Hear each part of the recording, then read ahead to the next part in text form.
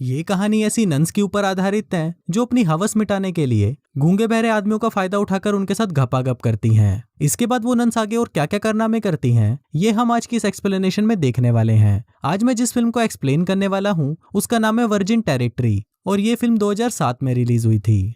Movie की शुरुआत में हम एक आदमी को देखते हैं जो चर्च में पेंटिंग कर रहा होता है। फिर वो आदमी बताता है कि वो इस चर्च में बहुत टाइम से पेंटिंग कर रहा है लेकिन अभी तक उसे कोई पैसे नहीं मिले। इसके बाद वो चर्च के फादर के पास पैसे मांगने के लिए जाता है, पर फादर के पास पहुंचने के बाद वो देखता है कि फादर प्लेग की बीमारी से मर गया है। अब ये देखकर उस आदमी को बहुत दुख होता है क्योंकि अब उसे उसके पैसे नहीं मिलेंगे। पर तभी उसे वहां पर फादर की ड्रेस दिखती है और वो उसे पहनकर फादर बनने का डिसाइड करता है क्योंकि फादर के पास किसी भी चीज की कमी नहीं होती। इसके बाद हम पोपट नाम के एक आदमी को देखते हैं जो चूतड़मल नाम के एक आदमी से डरकर भाग रहा था। फिर चूतड़मल अपने आदमियों को किसी भी हालत में पोपट को पकड़कर लाने के लिए बोलता है। अगले दिन पोपट के दोस्त उसे एक घोड़ा देते हैं और उसे ये शहर छोड़कर जाने के लिए बोलते हैं। फिर पोपट भी उनकी बात मान लेता है और वो उस शहर को छोड़कर चला जाता है।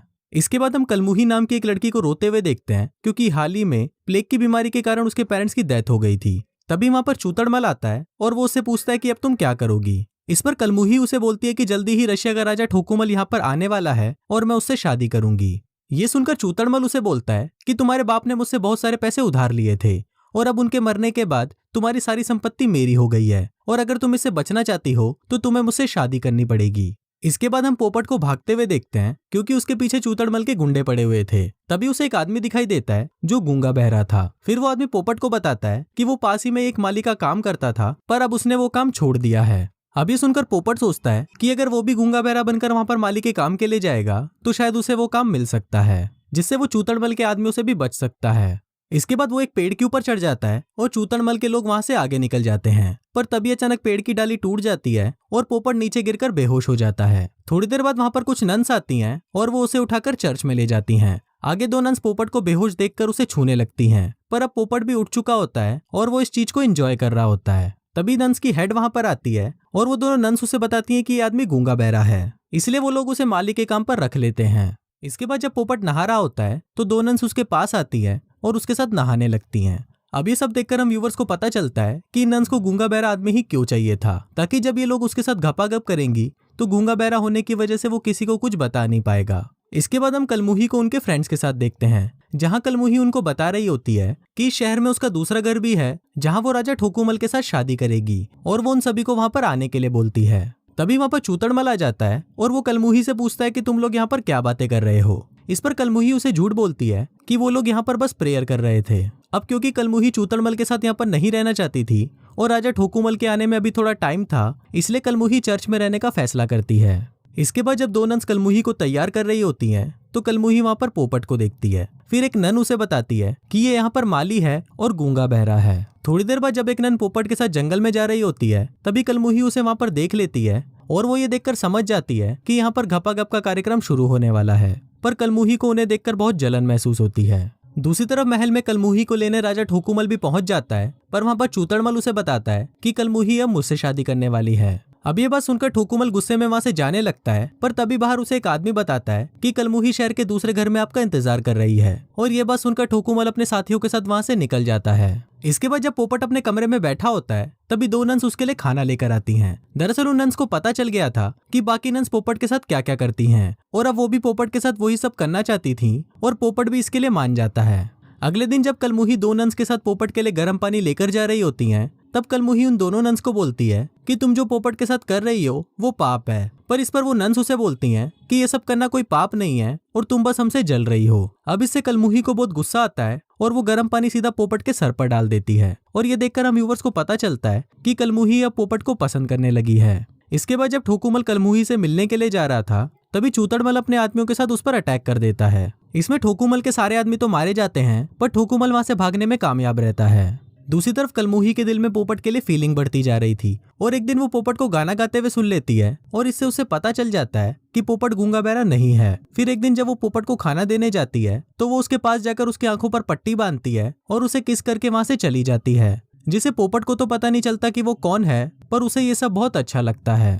अब कुछ दिनों बाद कलमुही के वहां से जाने का टाइम आ जाता है, पर वो जाने से पहले हेड नन को बता देती है कि पोपट गूंगा बहरा नहीं है और वो बस नाटक कर रहा है। अब जब हेड नन को पता चलता है कि पोपट नाटक कर रहा है तो वो उसे उसी वक्त काम से निकाल देती है। इसके बाद जब पोपट चर्च के बाहर बैठा होता है तभी कलमुही वहां से जा रही होती है। फिर पोपट उसे रिक्वेस्ट करता है कि वो उसे अपने साथ ले जाए, तो कलमुही इसके लिए मान जाती है। दूसरी तरफ हम ठोकुमल को देखते हैं, जो झील के अंदर एक लड़की को देखता है और फिर वो उससे बातें करने लगता है। वो उसे बताता है कि वो कलमुही नाम की एक लड़की से शादी करने जा रहा है।